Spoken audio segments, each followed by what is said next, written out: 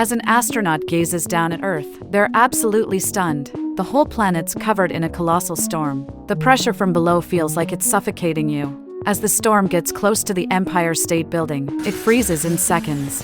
The American flag stiffens up in the air. The freezing spreads like a massive white serpent, and you can actually see it slithering. Survivors are hunkered down deep inside the building, but even there, it's not safe. 3 helicopters are flying right into the storm. One's fuel turns into ice, causing the chopper to plummet. If the fuel's freezing, it must be way below minus 117 degrees Fahrenheit. Then, another chopper loses power and crashes too. The last one manages a rough emergency landing, lucks out by hitting a snowbank. The chopper survives the crash, but when the pilot opens the door to get help, he instantly turns into an ice sculpture. What on earth made everything turn into this? How can we keep people from turning into ice sculptures? Down in Antarctica, the ground suddenly shakes. Ice shelves crack, and glaciers split into endless chasms. Jack realizes global warming seems to have reached Antarctica. He's a climate scientist, warned at a UN conference that global warming could trigger an ice age. People wonder how global warming can make things colder. Shouldn't the northern hemisphere be getting warmer? The sun heats up the equator first, and warm currents move north, which is why the northern hemisphere is so warm. But as global warming melts the ice at the poles, it blocks these warm currents, plunging the northern hemisphere into an ice age. Jack guesses this disaster could hit in a few hundred years, and we need to fix the environment now. But fixing it sounds easy compared to the economic costs. The US Vice President is leading the charge against it, saying the global economy is as fragile as the environment, and sacrificing the economy for the environment isn't worth it. What do you think? We're seeing more and more bizarre events around the world. In India, it snows heavily for the first time in a century, leaving some homeless people freezing to death on the streets. In Japan, giant hailstones the size of bricks suddenly fall, smashing people and damaging metal structures, causing widespread injuries and chaos. Jack's son, Sam, has a crush on a classmate named Laura, so they sign up together for a subject competition in New York. Jack, always busy with his research, usually forgets about Sam's plans. But this time he can't skip out. On the day of the trip, he nearly forgets again, rushing to get Sam to the airport just in time. Sam's a bit annoyed, but once they arrive in New York, he's excited to socialize and compete with his classmates. Meanwhile, in Los Angeles, first there's a sudden hailstorm. Then multiple tornadoes tear through the city. Hollywood billboards are ripped apart, and cars are tossed around like toys. A reporter on the scene is killed by flying debris. In no time, the city's downtown is completely devastated. On the other side, this tornado is terrifying. It tears through skyscrapers like they're made of paper. When people finally make it outside after the storm clears, the buildings are wrecked, walls gone, windows shattered. It's like a nuclear war zone. But how did all this global chaos come about? Experts are stumped and can't offer a solid explanation. The only thing that seems to make sense is Jack's ocean current theory. He's got a simulation program that uses a computer to predict future disasters. When his colleagues hand him the results, even he can't believe it. In just 6 weeks, a super cold storm is set to wreak havoc across the planet. He rushes to the vice president, urging an evacuation of the entire country, especially in the north, or the disaster will cause massive casualties. But wasn't it just a few hundred years before the disaster would hit? Why is it suddenly 6 weeks away? The vice president remains skeptical. Meanwhile, in New York, Jack's son and his friends are watching the news and seeing all the disasters unfold. Feeling increasingly anxious, they decide it's time to head home. Have you ever seen a giant polar storm? It's like a massive bull swallowing the whole sky. 3 helicopters are flying right into the storm's eye. One's fuel line freezes and crashes, another's engine fails and drops out of the sky, and the last one makes a lucky emergency landing, skidding into a snowbank. But as soon as the pilot opens the door, he turns into an ice sculpture in less than a second. Meanwhile, in New York, it's been pouring rain for 3 days straight. The flooding is so bad that the water rises faster than it can drain away. Trains are stopped, planes are grounded, and the streets have turned into rivers. The New York Public Library, being on higher ground, becomes the go-to refuge for young people looking for safety. Laura notices a French-speaking woman who needs help and, since she's the only one who speaks French, decides to assist her. Little does she know, a massive tsunami is barreling toward New York.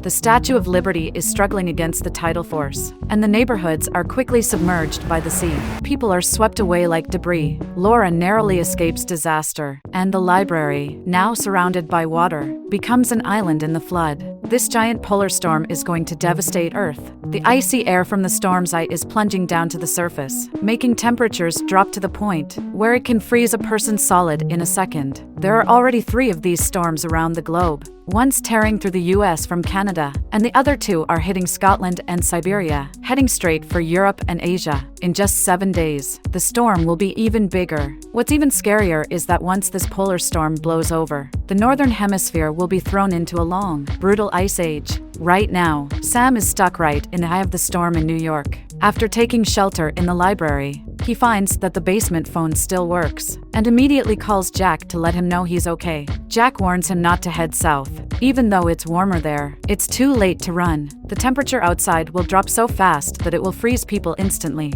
The only thing Sam can do is stay inside, keep warm with the fire, and wait for Jack to come rescue him. During their call, the basement keeps flooding, and Sam has to cut the call short. Jack gets ready to head out and save his son, but before he goes, he has one big thing to take care of. The tsunami has wiped out all of New York, and even taken down the Statue of Liberty. With everything going haywire, the president finally gets it. Jack's theory is spot on. He asks Jack to come in and explain things in person. The storm has 2 huge threats. First, there's the mega snowstorm that's supposed to last for 7 days, which is going to result in tons of deaths and injuries. Second, once this storm passes, the northern hemisphere will be buried under ice and snow, with temperatures dropping to ice age levels. From any angle, the government needs to evacuate as many people as possible to the south. Mexico would be ideal. Jack draws a line down the middle of the US on a map. Everyone south of that line should head even further south. But north of the line, it's already a lost cause.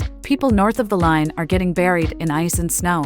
Going outside means instant death, and trying to rescue them would just lead to more casualties. The vice president is still against it, but after a lot of back and forth, the president decides to focus on evacuating the south, and gives a general the job of managing the operation. Now that Jack can focus on rescuing his son, Sam, he's still trying to stay safe from the floods. Just then, a loud rumbling sound starts coming from outside. A massive cargo ship has somehow drifted into the city, turning the streets into a canal. The flooding is so deep, it's insane. Then out of nowhere, the ship runs over a bus that's stuck not too far away. Even though it's supposed to be summer, snowflakes start falling from the sky. The people sheltering in the library are jolted awake by noises outside. Turns out, the water has frozen over, and other survivors are trying to escape across the ice, hoping to get south before the storm gets even worse. There's a police officer trying to keep things under control, telling everyone to pack up and head out. Sam warns that heading outside will mean freezing to death, but he's just one voice among many, and the library has no food. With so many people packed in, starvation is becoming a real threat. Despite Sam's warning, most people decide to follow the officer's orders.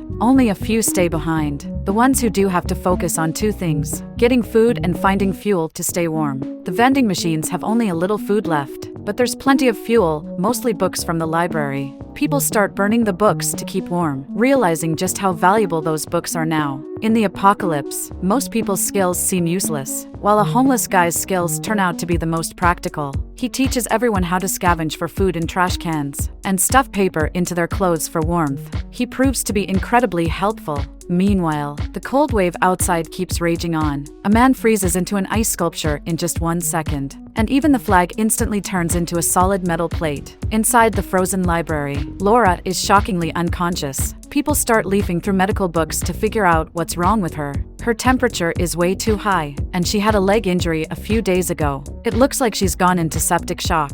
The only solution is to inject her with penicillin, but the library doesn't have any. Sam quickly thinks of a backup plan. The nearby stranded Russian cargo ship probably has some. He decides to take a risk and board the ship, with a few friends daring to join him. They find the medical room without much trouble, and locate the penicillin. Right next door is the ship's restaurant, so they grab some food as well. But just when things seem to be going well, they run into a pack of wolves that escaped from a nearby zoo during the initial disaster. The wolves are starving and aggressively attack the group. It's a tense fight for survival as they dart around the narrow hallways. The young people manage to fend off the wolves and make it out.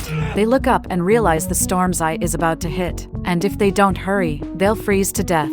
They start running back to the library as fast as they can. The whole world is in chaos, and it's like everything is spinning out of control. Thousands of Americans are desperately trying to break through the border, illegally crossing rivers to get to Mexico. and escape the freezing weather. The president has no choice but to wipe out all debts for Central and South American countries. In exchange for allowing Americans to seek refuge there, Jack sets off to rescue his son, with 2 loyal colleagues volunteering to join him. They start out driving, but after their vehicle breaks down, they switch to walking. Their high-end polar gear keeps them safe from the extreme cold. But the snow is so deep that they don't realize they're actually walking on a shopping mall's glass roof. The weight of their supplies shatters the glass, and one colleague falls through. Jack and the other colleague try to pull him back up, but the glass keeps breaking, with everyone at risk of falling through. The colleague makes a tough decision and sacrifices himself by cutting the rope. Jack and his remaining colleague, a younger guy, continue their trek. The young man eventually collapses from exhaustion. Jack drags him to the outskirts of New York, getting close to where his son is. However, they're also getting closer to the storm's eye. Luckily, they find an underground space nearby. Jack takes the young colleague down there to shelter from the storm, hoping to survive another day.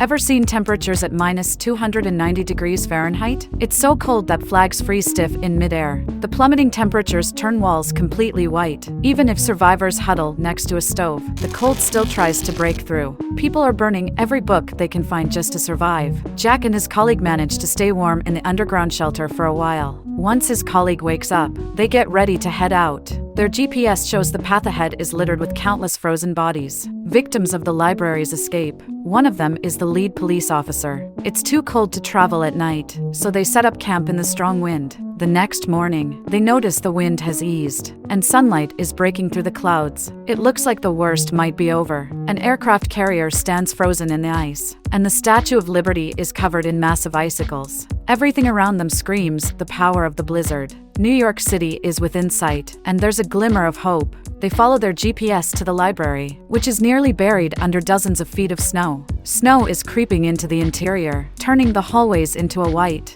frozen wasteland. In the deepest room, there's a light on. Young people are curled up, sleeping beside a fire. The earth has plunged into an ice age. The Statue of Liberty is draped in massive icicles. Sam is jolted awake by a flashlight and can't help but feel overwhelmed with joy. His dad, Jack, trekked all this way just because of a brief promise made over the phone. During the peak of the storm, the president tried to escape by helicopter, but couldn't outrun the disaster. His entire crew perished, and only the vice president made it to Mexico. Once things started to settle down, the vice president stepped up as the new president. In his speech, he reflected on humanity's arrogance toward nature and admitted his own mistakes. The disaster hit the developed countries of the Northern Hemisphere, sending people fleeing south and becoming refugees in the Third World. The new president expressed gratitude to the developing countries for taking them in, and sent out helicopters to search for survivors under the northern ice caps. Jack had just sent a distress signal from New York, proving that even amidst the ruins, there's still hope. The ice and snow reflect the sunlight, making Earth look like a grieving mother who's been crying all night. If humanity treats the Earth well, the Earth will take care of humanity in return. That's the wrap. The movie is called The Day After Tomorrow. It's a real must-see, so definitely check out the original if you haven't. If you enjoyed this, give it a thumbs up and hit subscribe for more awesome stuff.